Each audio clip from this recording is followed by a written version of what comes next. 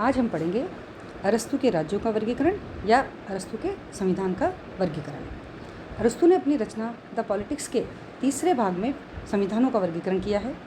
उसने बड़ी सूझबूझ के साथ विधानों से संबंधित निष्कर्ष प्रस्तुत किए हैं और उसकी मान्यता थी कि राजविज्ञानी को शासन प्रणाली की श्रेष्ठता, वर्तमान सरकार की त्रुटियों को दूर करने संबंधी ज्ञान तथा विधि संबंधी विभिन्न तथ्यों की जानकारी होनी चाहिए।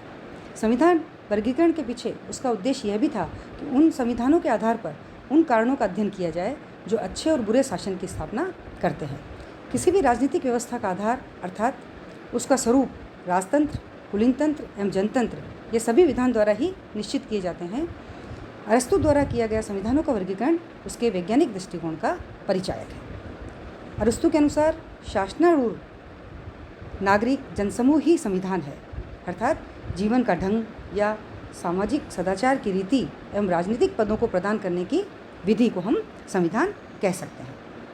अरस्तु ने संविधान के लिए यूनानी शब्द पॉलिटिया का प्रयोग किया था और उसका अंग्रेजी जो रूपांतरण है वह है constitution of form of government.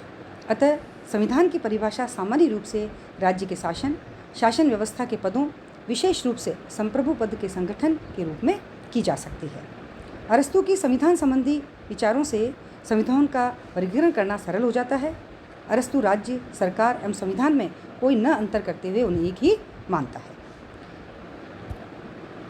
अरस्तु के जो संविधान है उन्होंने संविधान के वर्गीकरण के आधार बताएं। उन्होंने दो आधार बताएं, संख्या के आधार पर और उद्देश्य के आधार पर। संख्या के आधार पर वो बताते हैं कि राज्य की जो प्रभुत्व शक्ति है वो कितने व्यक्तियों में निहित होनी चाहिए, एक में, कुछ में या सामान्य जनता में, है ना। इसी प्रकार उद्देश्य के आधार पर वे बताते हैं कि राज्य या सरकार के क्या उद्देश्य होने चाहिए, सामान्य हित या किसी वर्ग विशेष का स्वार्थ, है ना।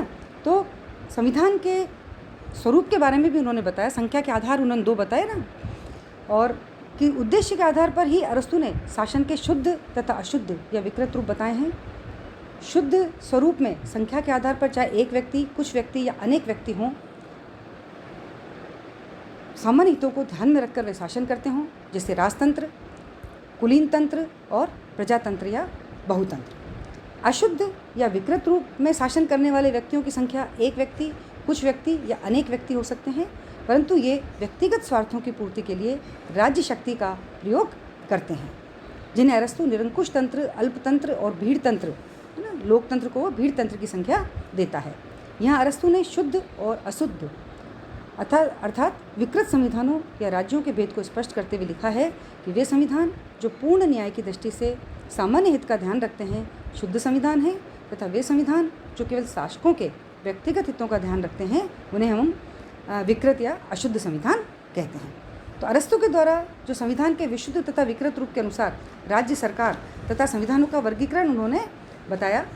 उन्होंने कहा है कि राज्य व्यवस्था अथवा संविधानों में एक ही निश्चित क्रम में परिवर्तन होता है और जिसे अरस्तु ने साइक्लिक थियरी ऑफ गवर्नमेंट बताया। राजनीतिक व्यवस्थाओं में वह परिवर्तन चक्र उसी भांति चलता है जैसे प्रकृति में ऋतु परिवर्तन होते हैं, दिन रात के समय का जो चक्र चलता है उसी प्रकार। अरस्तु ने बताया कि संविधान का पहला रूप राजतंत्र जो शासन व्यवस्था का शुद्ध रूप है, परंतु जब राजा जनहित से मुंह मोड़ ले और अपनी स्वार्थ की सिद्धि में लिप्त हो जाए तो शासन का यह रूप निरंकुश तंत्र या आततायी तंत्र में बदल जाता है। कुछ समय पश्चात निरंकुश राजा के अत्याचारों से पीड़ित होने पर राज दरबार के कुछ योग्य व्यक्ति मिलकर अत्याचारी शासक को पद से हटाकर सत्ता अपने हाथों में ले लेते हैं तो कुलीन तंत्र की स्थापना हो जाती है।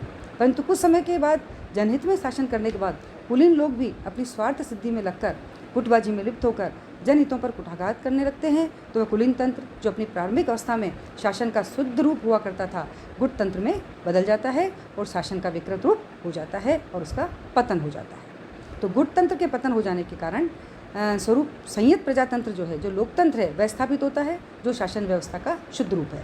लेकिन कुछ समय बाद समय की गति के साथ साथ ये संयत लोकतंत्र में भी विकृतियां पैदा होने लगती हैं और प्रभावशाली लोग शासन के संचालनकर्ता मिलकर भ्रष्टाचार करने लगते हैं, लूट खसोट करने लगते हैं, कानून व्यवस्था से खिलवाड़ होने लगता है। तो संयत लोकतंत्र विकृत रूप धारण करके अतिवादी लोकतंत्र या स्वेच्छाकारी शासन के अंदर बदल जाता है। अरस्तु के अनुसार जो ये स्वेच्छाकारी भीड़तंत्र है वो संविधान का सबसे निकृष्ट रूप कहलाता है।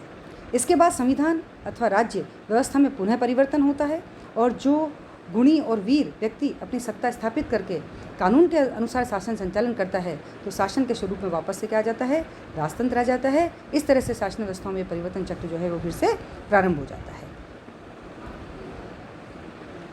जहाँ तक राजतंत्र की स्थापना का प्रश्न है, प्राचीन समय में राज्यों की जनसंख्या कम होती थी, विशिष्ट गुणों का मिलना कठिन था, अतः भलाई की भावना से वे लोग शासन करते थे।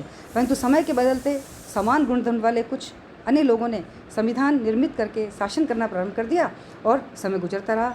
धीरे धीरे ये लोग भी आचरण से गिरने लगे और धन संपदा प्रभुत्व हासिल कर प्रशंसा और सम्मान पाने लगे। फलतः धनिक तंत्र व अल्पतंत्र की उत्पत्ति हुई, फिर पुनर्यंकुश तंत्र और फिर पुनः कुलीन तंत्र। अंततः जनता ने विद्रोह करके वापस किसका कर दिया, लोकतंत्र की स्थापना कर दी। यही हम अरस्तु का संविधान का वर्गीकरण है कि किस प्रकार राजतंत्र से भीड़तंत्र और फिर वापस भीड़तंत्र से राजतंत्र तक ये शासन चक्र चलता रहता है।